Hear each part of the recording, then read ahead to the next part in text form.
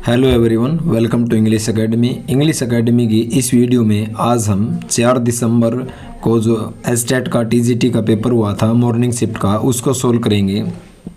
Paper के अंदर जो पोर्शन है इंग्लिश का 46 से लेकर 46 से लेकर 60 तक का जो है पोर्शन था।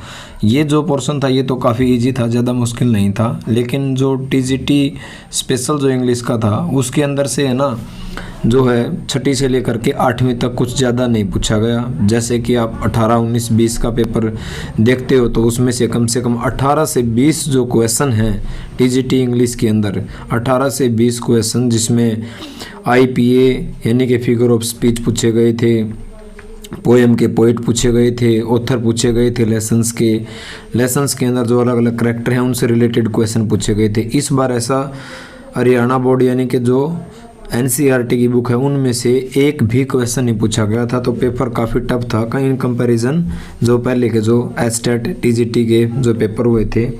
लेकिन आप अपने जो है टारगेट पर कायम रहना, मतलब लगे रहना, आपने कोशिश करते रहना, ज़रूर आपका क्लियर हो जाएगा।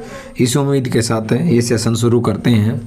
कुछ फिजिकली प्रॉब्लम्स के कारण यानी कि ठंड वगैरह के कारण मैं पेपर को बना नहीं पाया, काफ़ी लेट हो गया हूँ, उसके लिए मैं सॉरी फील करता हूँ। तो शुरू करते हैं। यदि आपको कंटेंट पसंद आए तो प्लीज़ सब्सक्राइब ज़रूर करना। पूरे कंटेंट के साथ मैं इस पेपर को एक्सप्लेन करने की कोशिश करूँगा। तो 46 जो क्वेश्चन है वो ये था, select the appropriate one word substitution. One word substitution ये इसके अंदर हमने ढूंढना था। Farmer student of A school, किसी भी स्कूल का जो भूतपूर्व जो विद्यार्थी होता है या कॉलेज का, उसे क्या कहा जाता है? पहला ऑप्शन है एम्ब्लेम। एम्ब्लेम का मतलब होता है सिंबल।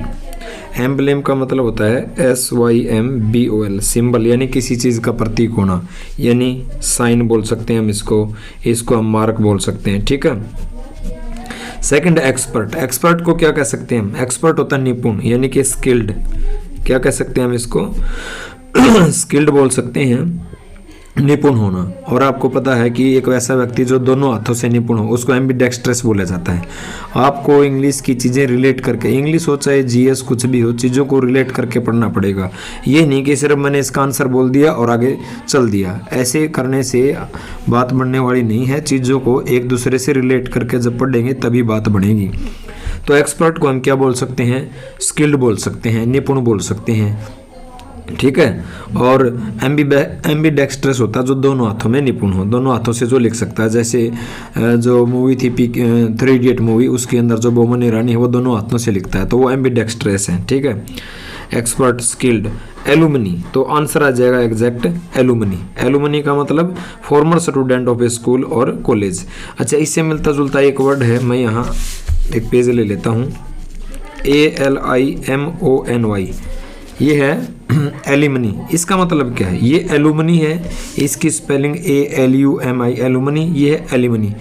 एल्यूमनी होता है डाइवोर्स के बाद पति या पत्नी, जो पति है ना, पत्नी को जो गुजारा भत्ता देता है, अलाउंस देता है, डाइवोर्स के बाद पत्नी को जो सपोर्ट के लिए जो अलाउंस दिया जाता है उसको एल्यूमनी कहा जाता है। इससे मिलता जुलता वर्ड भी पूछ सकते हैं आपसे, ये एलुमनी है, ये एल्यूमनी, MONY, यानी डाइवोर्स के बाद दिए जाने वाला जो अलाउंस होता है पत्नी को गुजारा भत्ता, उसको एल्यूमनी बोलते हैं। और भूतपूर्व किसी भी स्कूल का जो स्टूडेंट है कॉलेज का, उसको एलुमनी बोलते हैं। थोड़ा सा डिफरेंस है इसके अंदर बस। और इंचार्ज आपको पता ही है, यानी प्रबंधक यानी मैनेजर। तो पहला जो क्वेश्चन है ये 46 ये क्लियर हुआ। सेकंड क्वेश्चन है 47 वाला, नरेशन है। इसके अंदर नरेशन पूछा गया। I am taking the children to the zoo tomorrow, she said, उसने कहा। आप देखो इसको, सी सेड मैं एक्सप्लेन करता हूँ। She said comma inverted comma शुरू। I am taking the children, I am taking the children, ठीक है, to the zoo tomorrow, inverted commas बंद और फुल स्टॉप। ये वाला जो हिस्सा है आपको पता है, इसको रिपोर्टिंग स्पीच कहते हैं, और ये वाला हिस्से को रिपोर्टेड स्पीच कहा जाता है। तो अगर हम इसको सोल्व करेंगे, ठीक है, सी, ठीक है, सैड जो है, सैड को हम सैड भी कर सकते हैं, लेकिन सैड को हम टोल्ड भी कर सकते हैं पास्ट में। सी टोल्ड, ठीक है, सी टोल्ड दैट, ठीक। आई जो फर्स्ट पर्सन है किसके अनुसार बदलेगा, सी के अनुसार। आई जो है ये फर्स्ट पर्सन है, किसके अनुसार बदलेगा, सी के अनुसार। तो सी का क्या आ जाएगा, सी। अब यहाँ देखो, अगर आप ऑप्शन देखोगे ना, ऑप्शन के अंदर ऑप्शन देखो एक बार, she told that she would be taking the children to the zoo day after. अब ध्यान देना, दूसरा देखो, she said that she will take. She said, देखो ये जो सेड है ना, ये पास्ट में है, इसका मतलब विल तो आएगा नहीं, विल नहीं आएगा क्योंकि यहाँ वुड आना चाहिए। अगर इसने विल दिया है ना, अगर यहाँ मेन वर्ब जो है, रिपोर्टिंग वर्ब जब पास्ट में है तो विल का वुड होना चाहिए, ये भी नहीं है। She told that she will, यहाँ पर भी विल आएगा, ये भी नहीं है। She will take, she will take, ये तो बिल्कुल भी नहीं आएगा। आप यहीं से देख लो बस, आपको ज़्यादा एक्सप्लेन सोल्व करने की ज़रूरत ही नहीं है। जब ये पास्ट के अंदर आया है सी सेड, इसका मतलब जो भी मॉडल या कुछ भी विल शैल दे रखा है, इसका मतलब वो गलत है, उसकी जगह उसका पास्ट टेंस आना चाहिए। तो she told that she would be taking the children to the zoo the next after, the day after, यानी कि टुमारो भी आ सकता है। टुडे को सॉरी टुमारो को किस में बदल देंगे, द डे आफ्टर के अंदर या फिर द नेक्स्ट डे के अंदर। ठीक है, सी सेड, कोमे को हटाकर लगा दिया टोल्ड, दैट लगा दिया कंजंक्शन। ठीक है, सेड का बन गया टोल्ड। और जो आई फर्स्ट पर्सन है किसके अनुसार बदलेगा, सी के अनुसार। तो सी थर्ड पर्सन है, सी का सी आ गया। ठीक है, टुमारो आया तो इसलिए फ्यूचर को इसने शो किया है, तो उसने विल को बना दिया वुड। ठीक है, she would be taking the children to the zoo the after day after. तो ये आंसर आ जाएगा। तो आपने यही देख लेना, विल वगैरह ये बिल्कुल गलत हो जाएगा। अगला देखते हैं, choose the correct synonyms. Synonyms बता, जीनियस। जीनियस का मतलब क्या है, यानी कि जीनियस किसको बोलते हैं, स्कॉलर को बोलते हैं, यानी बहुत ही ज़्यादा जो इरूडाइट पर्सन है। तो मैं जीनियस को क्या बोल सकता हूँ, मैं जीनियस को ERUDIT इरूडाइट बोल सकता हूँ। विद्वान व्यक्ति को जीनियस बोला जाता है, स्कॉलर बोला जाता है जिसको। ठीक है, तो जीनियस का क्या आ जाएगा, टैलेंटेड आ जाएगा, जो काफ़ी टैलेंटेड है। और कंफर्ट का मतलब होता है आरामदायक। चीयरफुल क्या होता है, चीयरफुल होता है खुशी, यानी कि चीयर को मैं क्या बोल सकता हूँ, ग्लैड। ध्यान देना, आपको ऐसे ही पढ़ना पड़ेगा, ये नहीं कि बस मैंने जीनियस का बताया बस टैलेंटेड और आगे चल दिया। आपको ये भी देखने पड़ेंगे। चीयरफुल, चीयरफुल का मतलब होता है पर्सन, ग्लैड यानी कि हैप्पी। ठीक है, मैं इसको क्या बोल सकता हूँ, हैप्पी बोल सकता हूँ, ग्लैड बोल सकता हूँ, मैरी बोल सकता हूँ, MERRY, मैरी। मैरी का मतलब भी पर्सन होता है।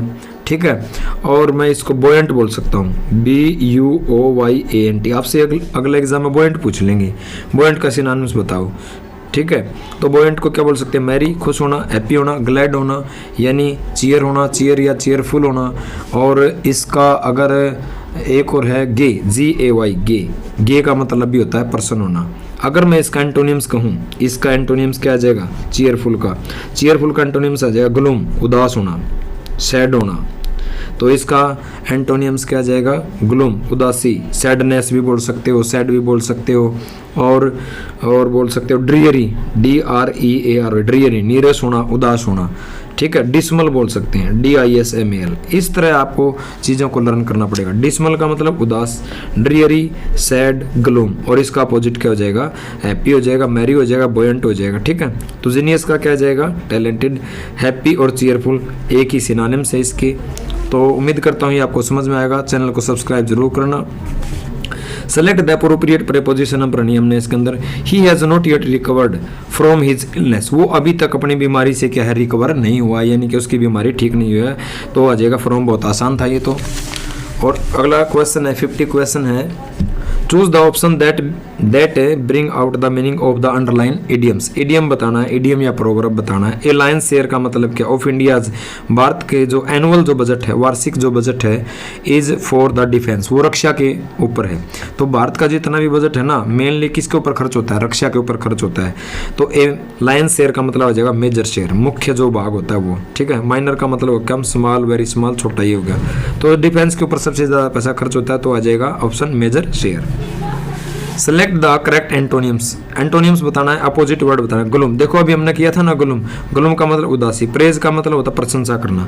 तो जैसे प्रेज आएगा, प्रेज का मतलब क्या बोल सकते हैं, प्रशंसा करना, यानी किसी की एडमायर करना। क्या करना, एडमायर करना, यानी अप्रिशिएट करना। APPRECIAT, अप्रिशिएट करना, किसी की तारीफ करना, एडमायर करना। ठीक है, और बोल सकते हैं ठीक, अभी तो इतने याद आ रहे हैं। और डिसमल देखो मैंने अभी बताया था, डिसमल का मतलब उदास, तो ग्लूम का जो है ये सिनोनिम्स है और इसका उल्टा आ जाएगा चीयरफुल। ठीक है, चीयरफुल का मतलब पर्सन और ग्लूम का मतलब उदास। प्रेज का मतलब एडमायर करना, अप्रिशिएट करना, किसी की तारीफ करना। ठीक है, अपलोड करना, सच याद आ गया मुझे, APPLAUD, अपलोड का मतलब भी होता है तारीफ करना, APPLAUD अपलोड तारीफ करना, और लोड भी होता है LAUD लोड तारीफ करना, लोड भी और अपलोड भी, अप्रिशिएट एडमायर। ठीक है, तो ग्लूम का अपोजिट क्या जाएगा, चीयरफुल। डिसमल का मतलब होता है उदास होना। 52 देखते हैं, चूज द अप्रोप्रिएट कंजंक्शन। इसके अंदर हमने संयोजक भरना कंजंक्शन बनाए। आई शैल नॉट गो, मैं नहीं जाऊंगा, I shall not go unless I am invited, जब तक मुझे कोई इन्वाइट नहीं करेगा ना तब तक मैं कहीं नहीं जाऊंगा, यानी कि शादी वगैरह पार्टी वगैरह में नहीं जाऊंगा। एंड नहीं आएगा, बट नहीं आएगा, देर नहीं आएगा, तो आसान था अनलेस, मतलब जब तक। चेंज द नरेशन, नरेशन दो पूछे गए हैं। Of the reported speech the right options. Who has been, आपको यहाँ देखो इसको मदर सेड, अगर आप इसको सही करके देखोगे ना, mother said comma inverted comma शुरू, who has been using my typewriter, तो इसमें क्या जाएगा, मदर सैड। देखो प्रश्नवाचक वाक्य है, सबसे पहले तो देखो कि प्रश्नवाचक वाक्य है। प्रश्नवाचक वाक्य में जो सैड है इसको आस्क्ड के अंदर चेंज किया जाता है, तो ऑप्शन दो जो है सैड है बिल्कुल गलत है। ठीक है, तो मदर आस्क्ड। ठीक, अब ध्यान रखना कि प्रश्नवाचक वाक्य के अंदर जब भी वाक्य WH फैमिली से शुरू हो, जब भी वाक्य WH फैमिली से शुरू हो, तो जो कोमे होते हैं ना, कोमे की जगह दैट लगाते हैं, इफ या वेदर। प्रश्नवाचक वाक्य में इफ या वेदर लगाया जाता है कोमे की जगह। तो जब भी वाक्य रिपोर्टेड स्पीच WH फैमिली से शुरू हो तो कोमा की जगह इफ या वेदर का प्रयोग नहीं होगा और सीधा उसी से शुरू हो जाएगा। तो देखते हैं करके, मदर आस्क्ड हु तो ठीक है। आगे देखो, हैज बीन का हैड बीन आना चाहिए। हैज बीन जो प्रेजेंट परफेक्ट टेंस है तो उसका पास्ट परफेक्ट टेंस आना चाहिए, तो हैज बीन दे दिया, ये भी गलत है। ठीक है, दूसरा ऑप्शन भी गलत हो गया। अब रहता है तीसरा चौथा।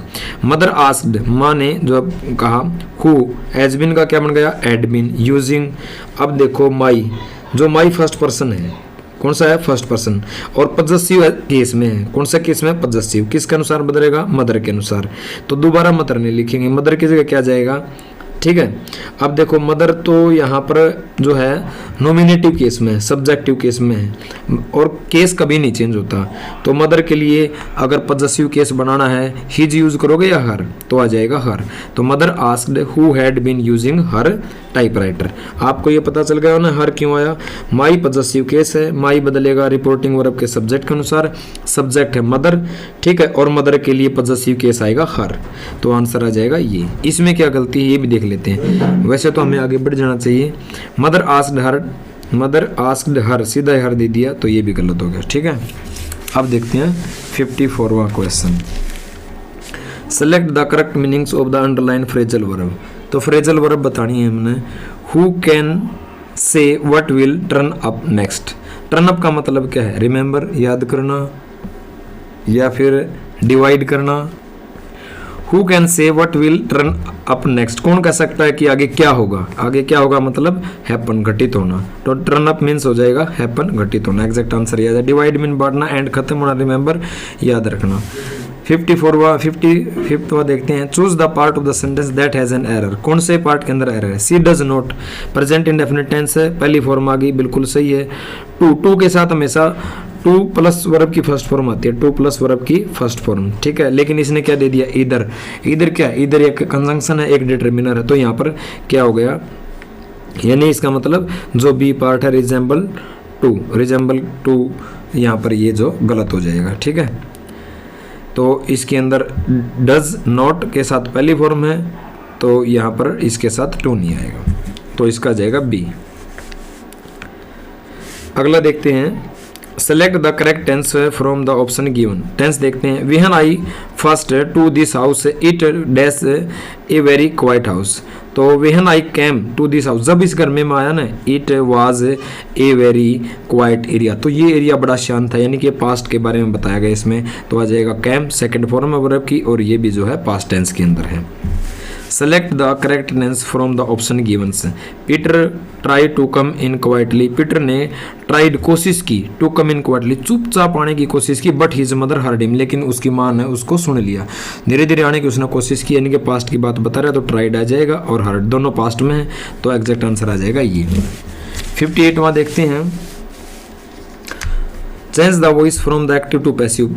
एक्टिव पैसिव बनाना है। हनी, देखो बीज मेक हनी, तो सब्जेक्ट वर्ब और ऑब्जेक्ट, तो आ जाएगा हनी वर्ब की पहली फॉर्म है, ठीक है, तो इसको किस में बदलेंगे, is am are plus verb की थर्ड फॉर्म है, तो हनी इज, मेक का हो जाएगा मेड, ठीक है, और ऑब्जेक्ट का ये सब्जेक्ट, ये वर्ब और ये ऑब्जेक्ट, ऑब्जेक्ट का बनाएंगे सब्जेक्ट, ठीक है, ठीक है, और उसके बाद हनी आ गया, ऑब्जेक्ट का बनाया सब्जेक्ट हनी, वर्ब की पहली फॉर्म है, इसका मतलब प्रेजेंट इंडेफिनिट टेंस है, तो पैसिव बनाएंगे तो is am are plus verb की थर्ड फॉर्म में चेंज होगा, तो हनी इज, मेक का हो जाएगा मेड, और सब्जेक्ट का ऑब्जेक्ट बनाने से पहले आएगा बाई, तो हनी इज मेड बाई बीज, तो हनी इज मेक यहाँ पर गलत है, मेकिंग गलत है, और आर हनी के साथ आर नहीं आएगा, सिंगुलर माना जाता है, तो आ जाएगा fourth answer. Change the voice and the select the correct option. Somebody has put out the light, somebody यहाँ पर एज ए सब्जेक्ट के रूप में किया गया, हैज प्लस वर्ब की थर्ड फॉर्म, ठीक है, पुट आउट का मतलब होता है बुझाना, द लाइट, किसी ने लाइट को क्या कर दिया, पुट ऑफ कर दिया, पुट आउट कर दिया, बुझा दिया, तो आ जाएगा द लाइट, ठीक है, द लाइट हैज दे दिया, हैज पुट, यहाँ पर इसने पैसिव वॉइस में यानी हैज बीन आना चाहिए, क्या आना चाहिए, हैज बीन, ये भी गलत हो गया, समबडी हैज बीन,